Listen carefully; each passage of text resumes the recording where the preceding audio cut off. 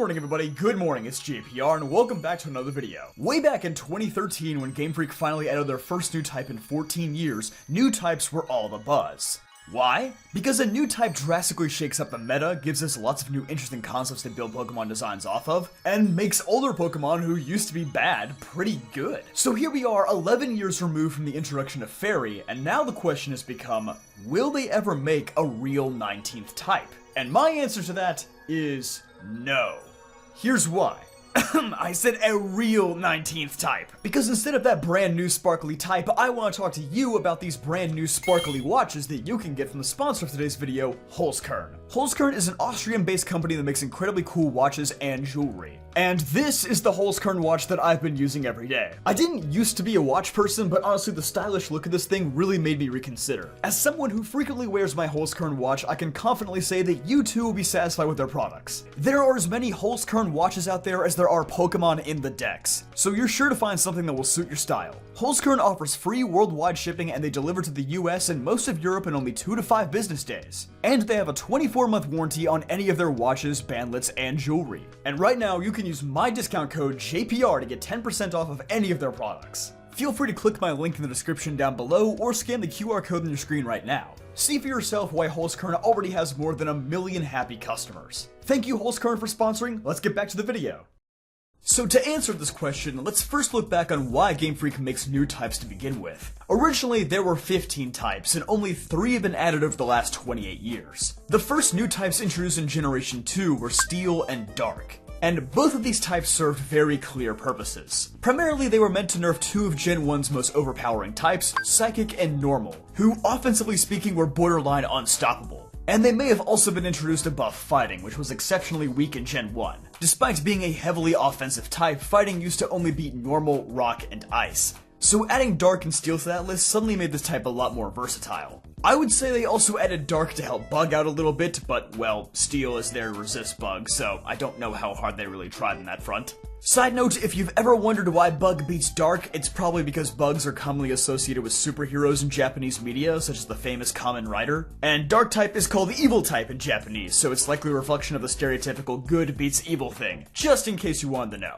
But type charts aside, I think Game Freak also saw a great opportunity to create new designs centered around these concepts. The idea of steel-bodied Pokemon makes complete sense in a world where you already have creatures made of rock or sludge. And it was a concept that already existed in Gen 1 with the Magnemite family, and thus they were appropriately retconned as part Steel types. And as for Dark, this opened up a completely new avenue of edgy designs for Game Freak to explore. There's nothing like Houndour, Sneasel, or Umbreon in Generation 1, and I think they knew it was an idea that held a ton of potential. We can plainly see that Dark and Steel were introduced for 3 core reasons. 1, balancing the type chart. 2, they have strong logic behind their interactions with other types. And 3, they're easy to create new designs around. Fast forward to Gen 6 and you'll see that Fairy was introduced for similar reasons. Fairy served as a much needed nerf to Dragon Pokemon who were devouring the competition like Joey Chestnut devours Glizzies. Dragon type power creep was an issue that really started in Gen 3 and only kept getting worse until Gen 5. Where you essentially had dragons committing war crimes with Dragon Gem boosted Draco Meteor, or setting up a Dragon Dance and then shredding through a team with Dragon Claw or Outrage.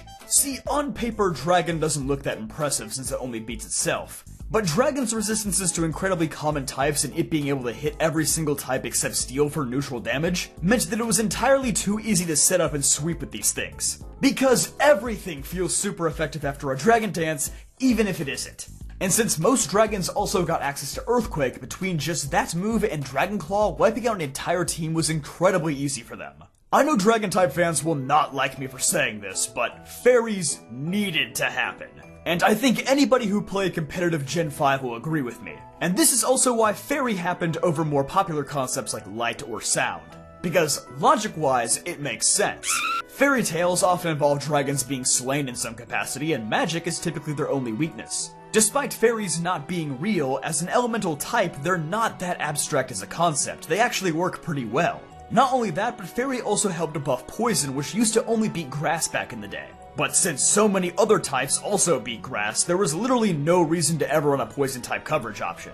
It was just straight up the worst offensive type for a good 13-ish years. And again, like Steel and Dark, Fairy is an easy concept to design new Pokemon around. Or in this case, many old Pokemon already fit the mold. Clefairy and Clefable being fairy fit so well, I almost struggle to remember the days when they were just normal types. And while at first it seemed like they abided by the "you must be pink to be a fairy" rule, it's good to see that over time they've branched out with their designs while still keeping true to the idea of what a fairy-type Pokemon is. Except for Zacian, I think they were just trying to create a monster with that one. So, like Dark and Steel, Fairy met the criteria to validate their existence. They balanced the type chart, the concept wasn't too abstract, and they allowed for the creation of new, unique Pokemon designs. So let's discuss, are there any types right now that need to be balanced? I know that the internet seems to have a lot of hostility towards fairy types, claiming that they're absolutely broken and need to be balanced with the introduction of a new type, but I'm gonna keep it 100 with y'all. Fairy type is fine, you guys are just mean. And while I won't deny that Fairy is certainly one of the best types in the game right now, it's definitely not the best. Steel is much better than Fairy from a defensive perspective, despite the extra weakness.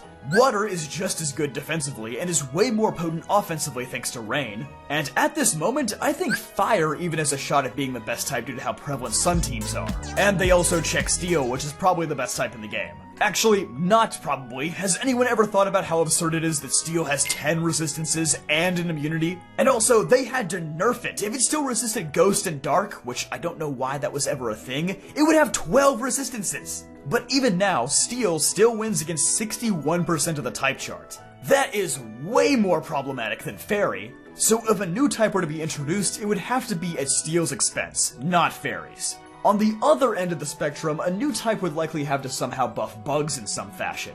It's the one type lagging far behind all the others and needs some sort of favorable matchup to get back in the game. Honestly, I think this is way more of an issue right now than Steel. While Steel is very good, I think the gap between it and other types isn't as monumental as the gap from Bug to the rest of the type chart. So let's explore some common concepts and see if they would work as new types.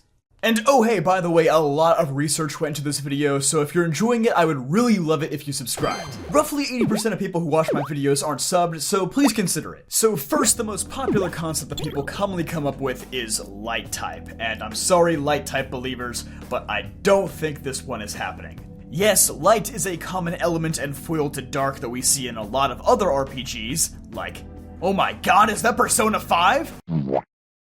And it is kind of surprising that Pokemon doesn't have a straight up light type, but I'm here to say it, I think it's too late for light. First of all, light would not balance the type chart in the ways that we're looking for. Realistically, it would probably be another unneeded weakness for ice, it wouldn't do anything for bug, and it wouldn't be super effective against steel. I mean, extreme light maybe, but that's literally what fire is for. But beyond that, I think we straight up missed the boat on this one.